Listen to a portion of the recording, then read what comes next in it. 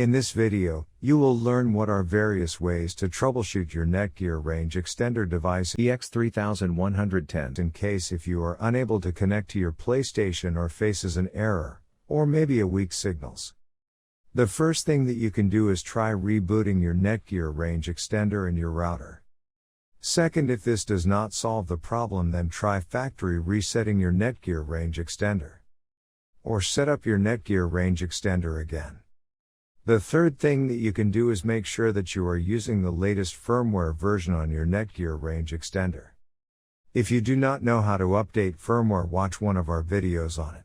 Before heading ahead into the video, in case you are facing any issue with your Netgear Range Extender device, get in touch with our Netgear experts. Thanks for watching our video, and do not forget to like, share, and comment on the video, so that you never miss any video from our channel.